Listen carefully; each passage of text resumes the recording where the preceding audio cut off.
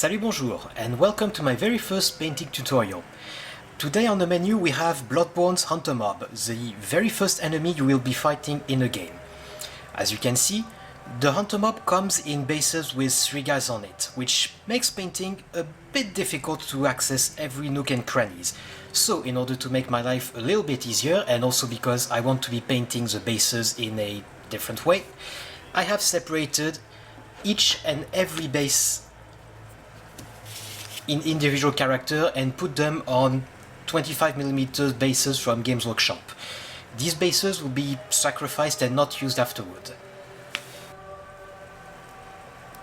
For the first part of this tutorial, I'll be concentrating specifically on the shield and torch guys. I'll be painting them in a style that you see when you first start the game in Central Yarnam. They change a bit when you reach the Forbidden Woods, but this is for the core box, so that's what I'll be starting with. So first off, for the base colors, I'll be painting the pants. In order to do that, I'll be using some light sea gray by Vallejo and some scale 75 graphite in order to desaturate it. So I have my wet palette right here. I'm going to take the light sea blue, put a small dollop on it. Then I'll take my graphite. Just a tiny amount of it. This is just to desaturate the color a little bit. Take some of that water and blend the two together. The entire game has a very muted color palette, so desaturating my paints is going to be a recurring theme.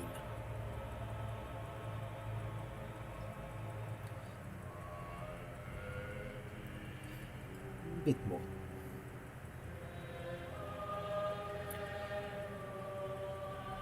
There we go, that seems good enough.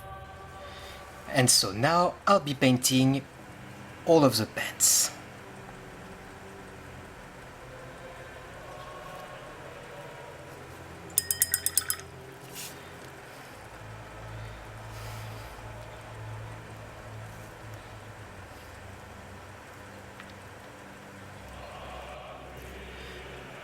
Now that the pants have been base coated on all 3 of the model, I'm going to concentrate on the bit of shirt that is under the beard and just under the, well, under jacket thing, vest thing. In order to do this, I'm going to be using some scale 75 Mojave white. Just like before, I'm putting just a bit of it, but there's really not a lot of surface to cover with this thing. Bit of water in order to dilute it properly. That's probably a bit too much paint, but that's what I'm gonna go for. And now with this Mojave white, I'm just going to cover this surface right in here. And I'm probably going to have 2 thin coats of it in order to get a bit of opacity.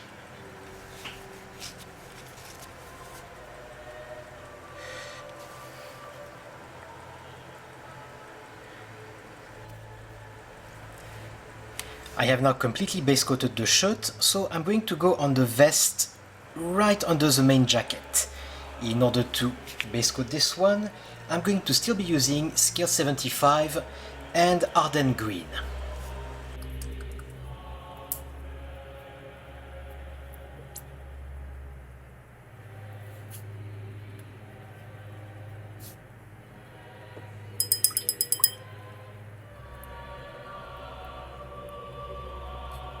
This is diluting a bit too much.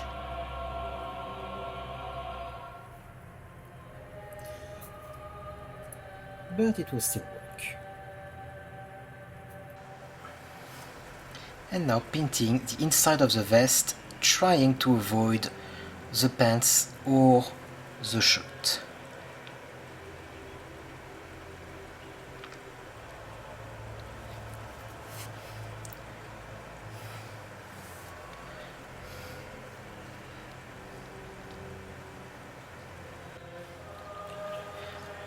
I am now done with the vest, so I need to move to the jacket. The jacket is a little bit of a strange color in the game.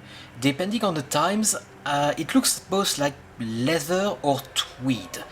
I am not exactly sure which one it is, so I'm going to try something a little bit different. I'm going to take some Scale 75 brown leather, and I'm going to mix it with bright orange from Vallejo Model Color and some Scale 75 light skin. It's a little bit strange, but it should get me to the color that I'm looking for. Now, because I am not sure what proportion I'm actually going to need, I'm going to put all three of my paints at about 120 degrees from each other and mix them in the center. So this was that was the brown. This is the light skin, and now the bright orange.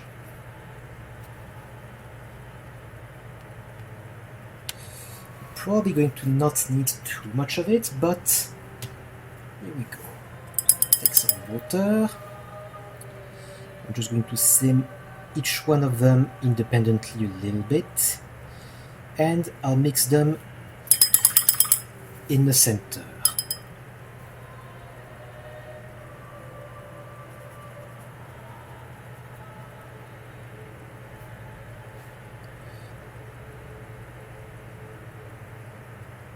There we go.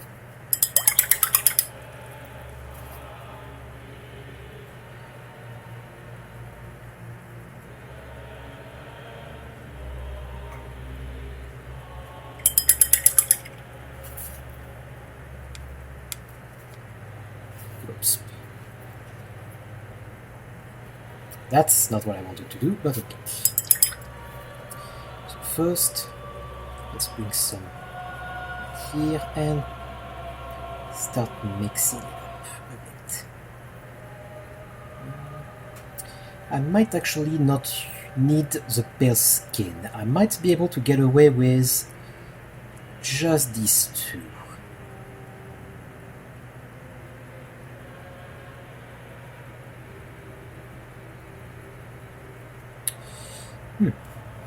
The bright orange actually looks to be working pretty close already for a base color. It's desaturated. I'm actually going to use this one directly. Okay, so I have my mix of which one was it? Brown leather and bright orange, and I'm going to put that over all of the jacket. And honestly, it already looks pretty damn close to what is in the game. So I think I found my mix. Now it's just a question of putting it everywhere without making too many mistakes.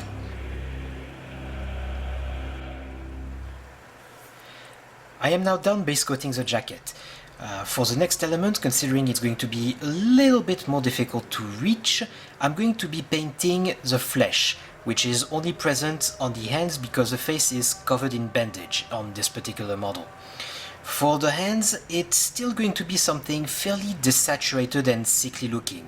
So in order to achieve that effect, I think I'm just going to reuse the light skin that I already put on my palette, and I'm going to mix it with a little bit of graphite again. Graphite, which is this one, just like I did for the pants. So I'm going to take a little bit of this graphite, put it on the side, let's say right here, just a bit, I don't need much. And I'm just going to mix a little bit of water inside it, pushing it this way.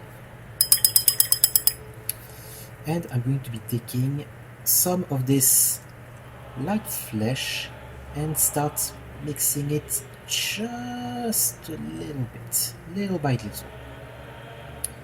And you can see I'm getting something that looks already fairly sickly.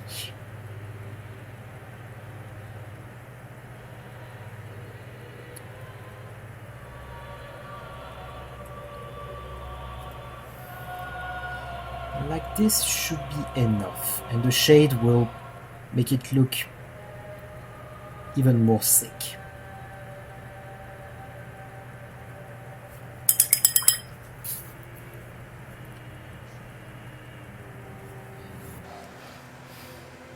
So we have a hand right here. I'm gonna have to put a few coats of this to get the correct amount of opacity.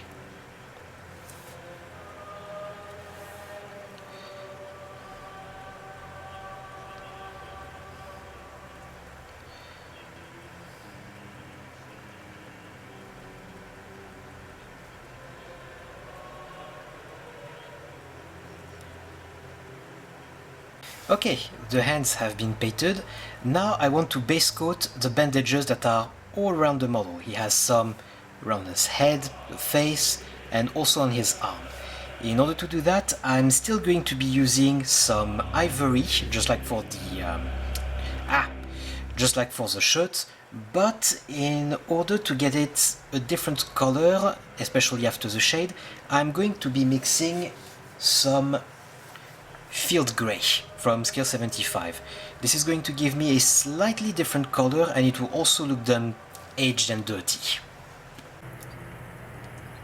So my ivory is still on the palette. I'm just going to put a little bit of field gray right there. It's kind of a gray-green color. Taking my wee little brush to thin it down, because this one's fairly thick for some reason. There we go. Don't need a lot, so I'm just going to take some of this right there.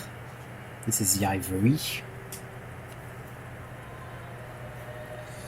And I'm just going to be mixing the two together.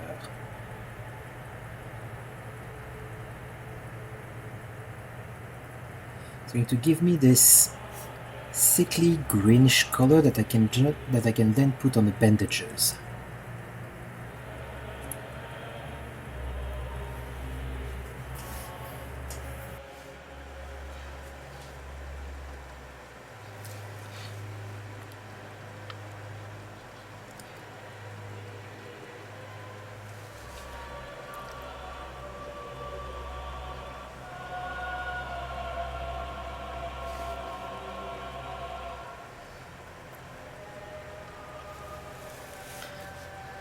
And of course the underside as well.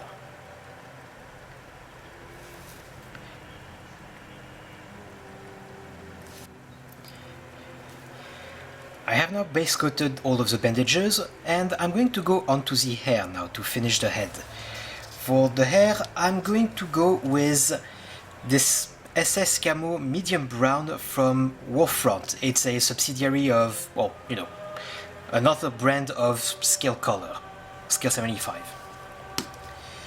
I'm going to use that for the hair, but I'm also probably going to use it for the handle of the torch, and I'll be applying different levels of shade in order to get to the level of darkness that I want.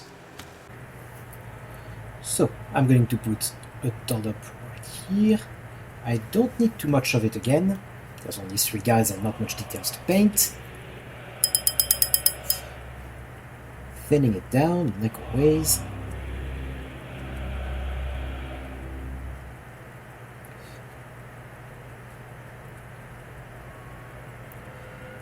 There we go. I'm doing the handle right here. I'm probably going to have to put a few coats in order to get good coverage. But I'll get there. Actually covers already pretty nicely. Just be careful to not put too much on the hand, if any. And if you do, you can correct it by taking some of your base color for the flesh.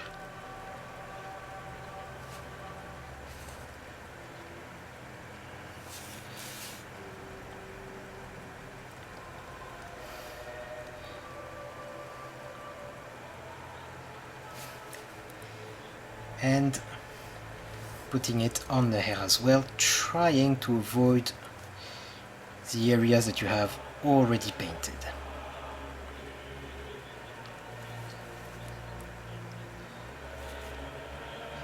And if you thinned it a bit, it will flow in all of the cracks by itself, while still leaving some of the zenithal highlight visible.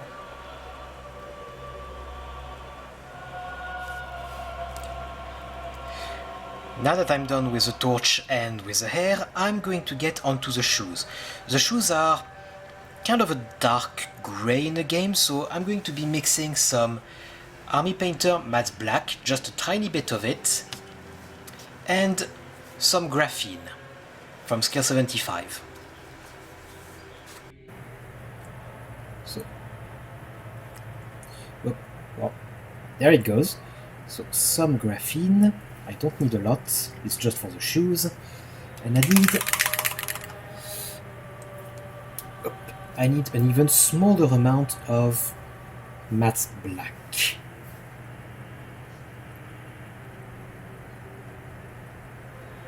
There. It looks very little, but that's exactly how much I actually need. So, mixing these two together.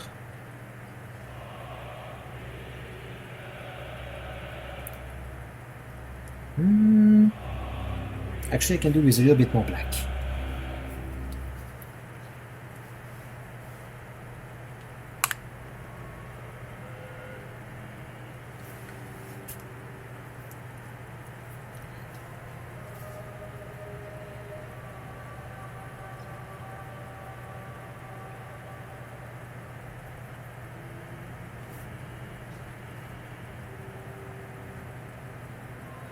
Okay, now it's good.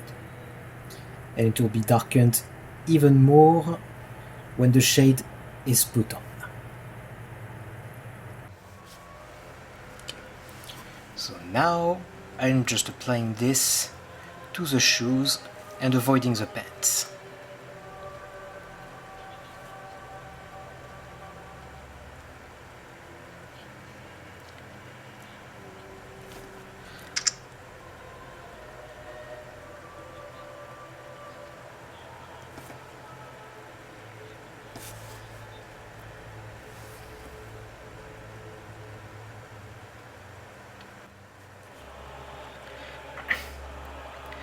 The shoes have now been painted, so I want to get to the shield. The shield is made of essentially three parts. You have the wood itself, you have these two metallic parts, and then you have, well, actually there's four. Then you have these two, and you have two more on the other side with possibly some leather straps. So I'm going to start with the wood because I don't want to cover the metal just yet. In order to do so, I'm going to be lazy and I'm going to use some contrast paint, the Citadel Contrast Wildwood. For this one, I actually don't need to dilute anything. I'm just going to open the brand new pot without spilling it everywhere. There we go. And I'm going to take a good amount of that paint on my brush and just slap it on.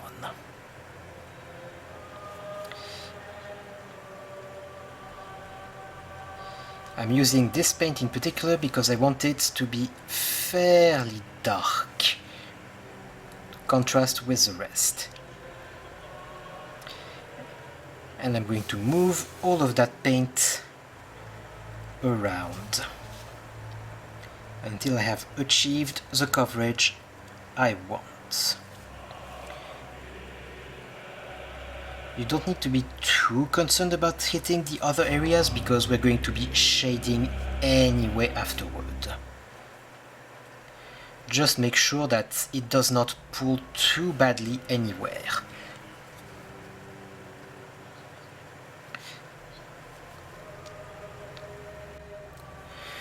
So I have painted the wood and I realized that I lied. Watching some game footage, I realized that the straps on the back are also metal.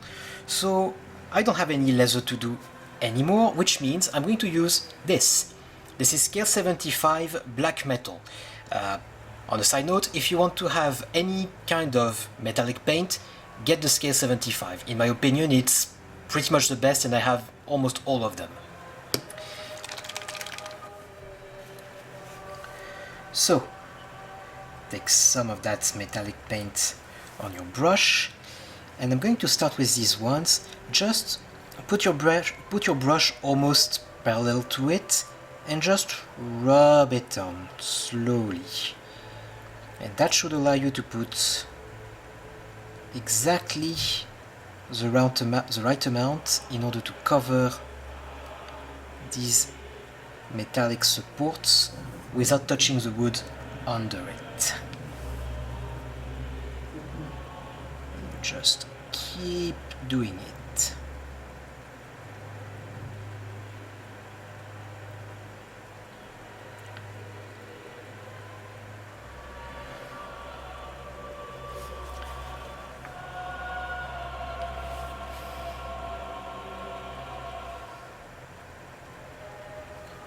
So, I am now done base coating all of the main elements except the flames of the torch. This I will do after the shading stage, which comes right now. In the game, they look both sick and pretty damn grungy. So in order to get this effect, I'm going to be mixing some Agraxos shade from Citadel and some Athonian camo shade, also from Citadel. I'm probably going to do a mixture of about 2 or 3 of Agraxos shade for 1 Athonian camo shade. And so now I'll be applying this all over the model.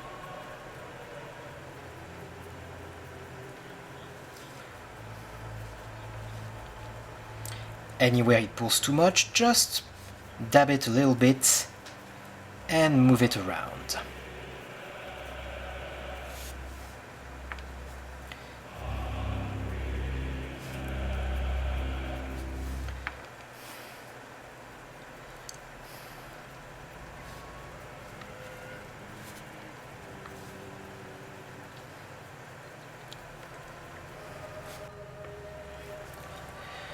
So now that the shade has been applied and mostly dry on one of them, I'm going to use the occasion to actually paint the flame.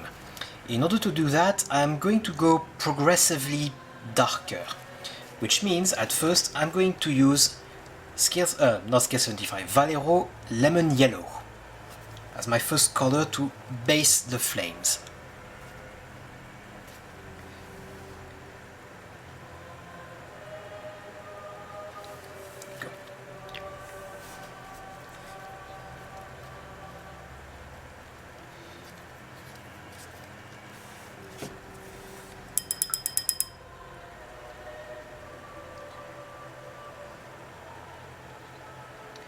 Thinning it a bit, and just apply over all of the flame.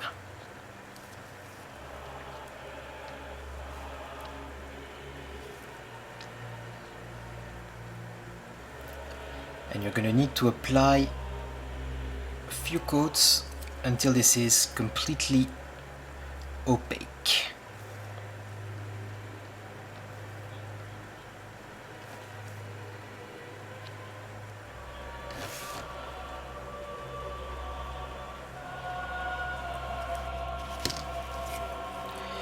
So I have applied the yellow on top of the torches. To continue the effect, and even if it's not completely dry, you can do a little bit of wet blending, I'm going to go back to the bright orange from Vallejo, and I'm going to add some color on the tops.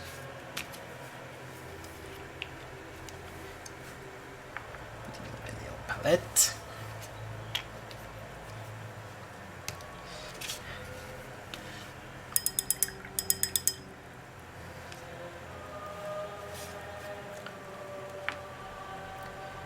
Thinning it a bit.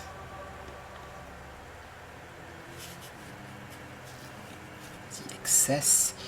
And I'm just going to running on the tops.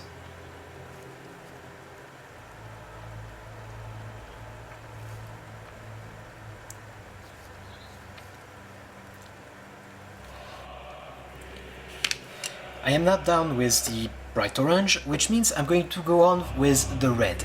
For the red, I'm going to use Scale 75 Antares red, which is pretty bright, and I'm going to be more selective, just doing some of the tips. So once again, putting it on my palette. Need very little of it.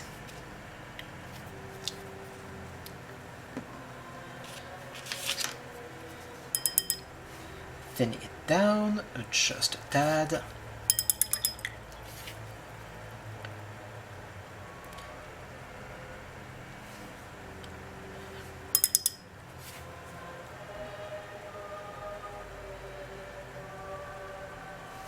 There we go.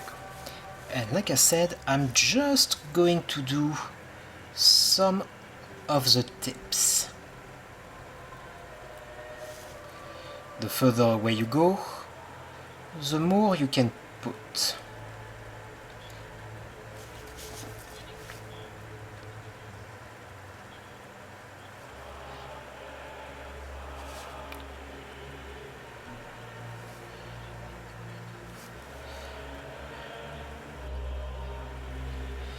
And just to finish it off, I'm going to use some matte black just at the tips in order to get the idea that some ashes are being created. Putting just a bit on my palette.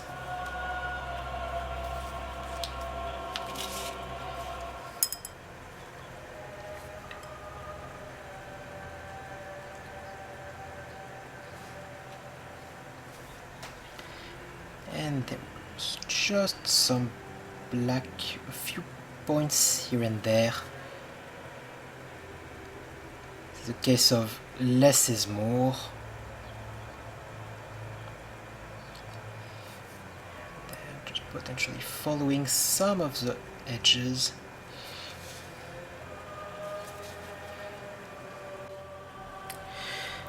Okay, the model is dry, the battery of the camera was changed, so now I can go on to some highlight, even if you could potentially use it as is in the game. It looks perfectly dingy and grungy.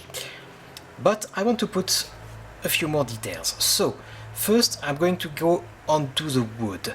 For the wood specifically, the metal looks decently rusted or old, but you can see that the grain of the wood could use some pickup.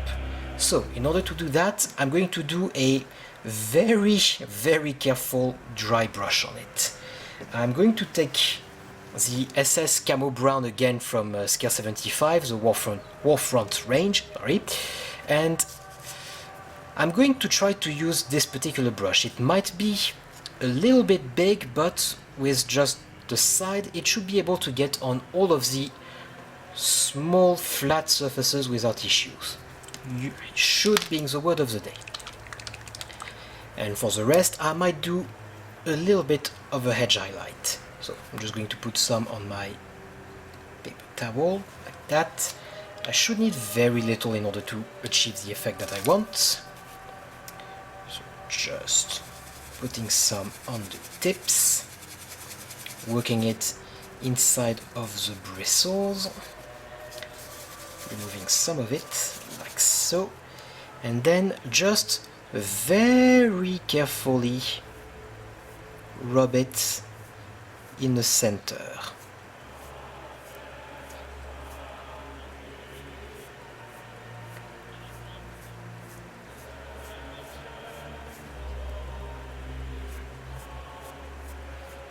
And it does pick it up slightly.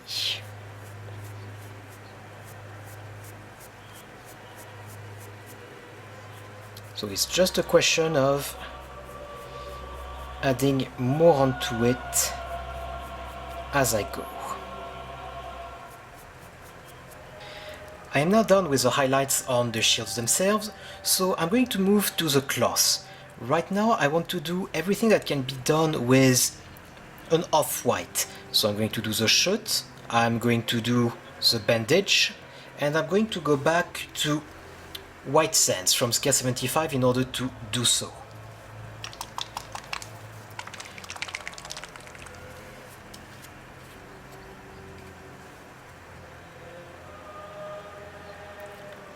go. So white sands, so Mojave white, sorry.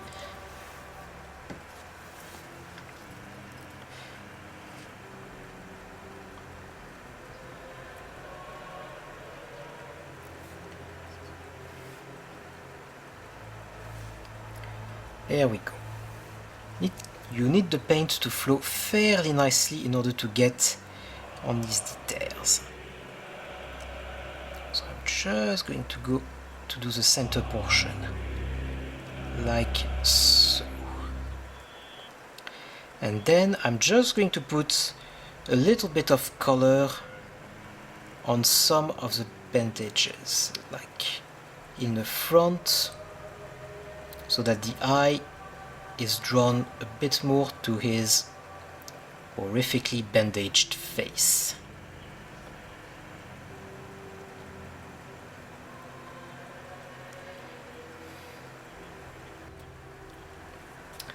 I have now highlighted the shirt and the bandages. I want to move quickly onto the vest that is under the jacket. In order to do that, I'm going to move to a slightly brighter grey-green, the field grey that I used before, and I'm going to mix it with some Mojave white in order to get more contrast between the two colors. Between the base and the highlight, I mean. So, I already have some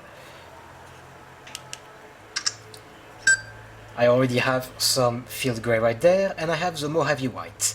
Just as if it was planned.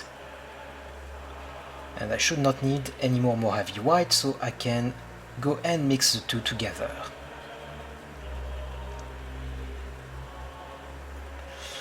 Like so. A little bit more. The contrast is going to be fairly weak.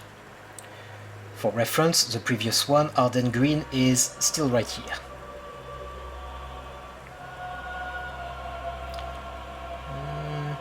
There we go. I'm fairly pleased with this one.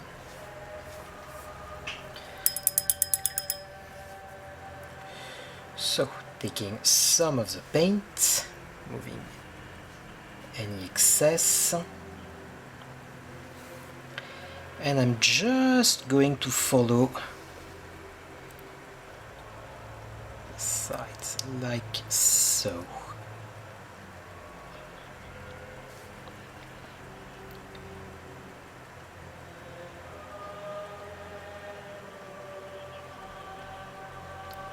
And you can see there is two sides right there, so I'm going to follow them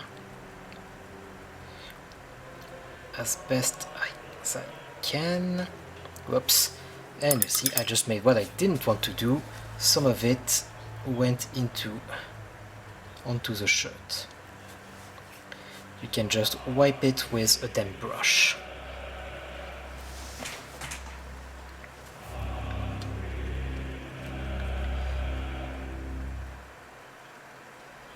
It's just a question of following the edges. If you have a better point than me, that should also help. So, the inner vest is now highlighted. I want to move on to the actual jacket. You see the jacket has some pretty well defined areas. In order to do them, I'm going to go back to the original base color, and this time I'm actually going to mix in some light flesh in order to just do a edge highlight in all of the important areas. The bottom I'm going to keep dark because it's a shadow for one, and the dirtier the better. I'm not going to be layering anything on them. So I'm going back to my little palette. See, I still have some light flesh right there. I had to remake a mix of this orangish leather, English. And let's mix this in order to make it a little bit brighter. Need more of the flesh tone.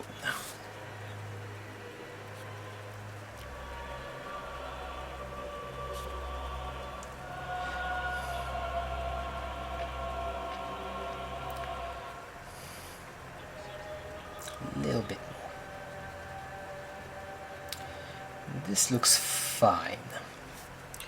Just a bit more water to thin it down.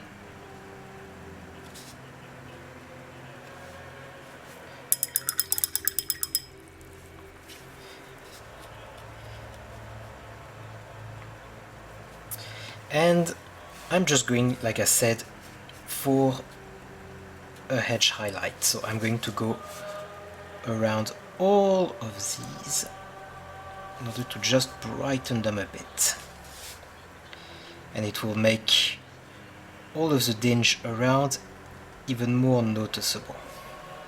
If you have any of these small tears inside of the fabric, and I might actually want to do some more, just go over them a little bit more in order to accentuate them.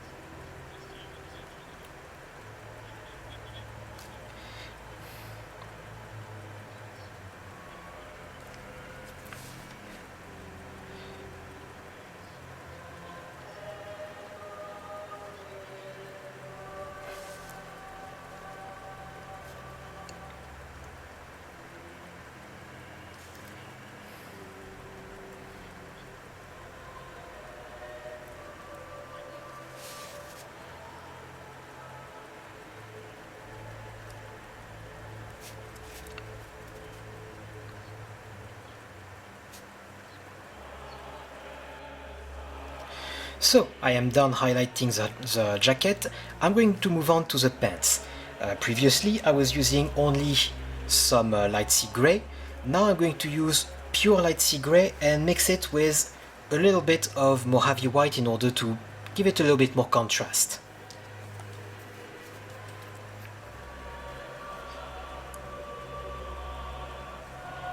I don't need a lot of it.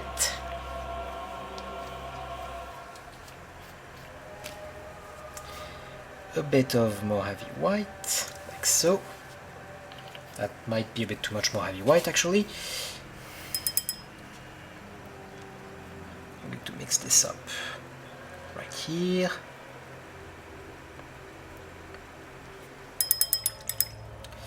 Now for the Mojave white, just going to thin it in this direction first.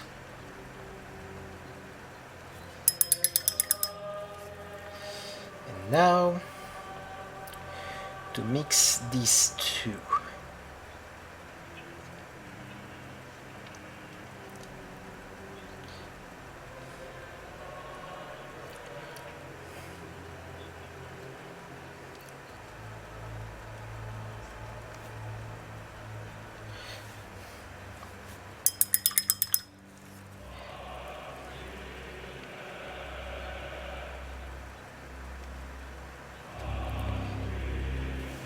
There we go.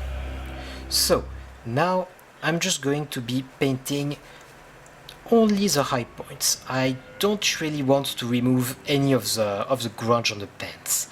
So I'm going to pick only a few of the high points, like creases in the pants right there.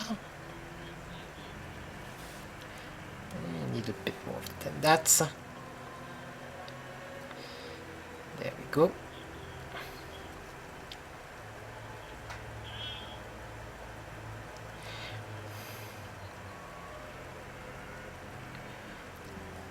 Trousers. I'm just going to do a small line on top right there, all the way down to the knee. Next to the knee you can see there is a handful of tiny creases that you can accentuate with just a few lines of paint. And I'm going to go also around the trim, like so. So just keep doing that on all three of the models, and that will give you a nice dirty effect. Okay.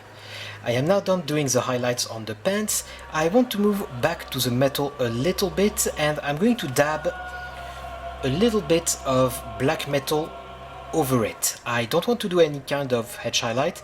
I just want to have a few dabs here and there to give the impression that this is metal that has not completely rusted away, but is in fairly severe state of disrepair.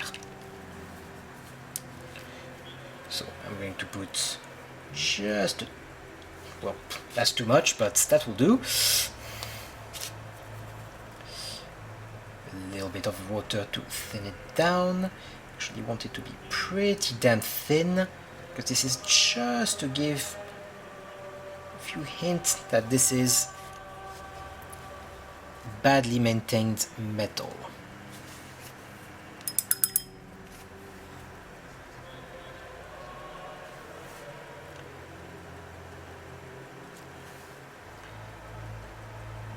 Just dab it here and there.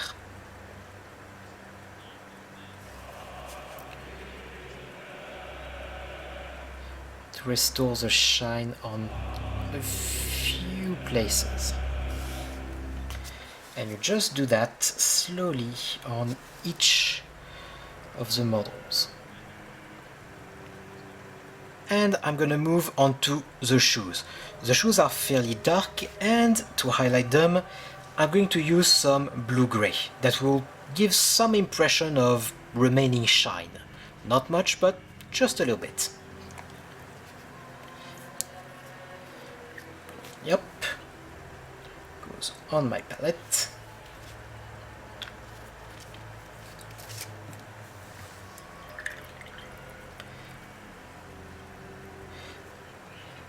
Thinning it a little bit.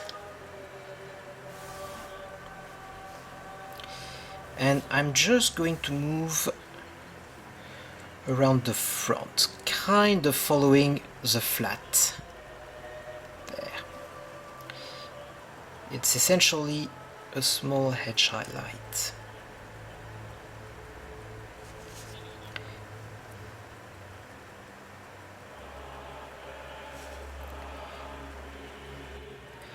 And there we go, everything is painted, the highlights are done, and the only thing that is left to be done is the OSL effect. But for that, I'll be waiting for the last episode, at the same time that I will be doing the bases, I think, because I have more sources of light.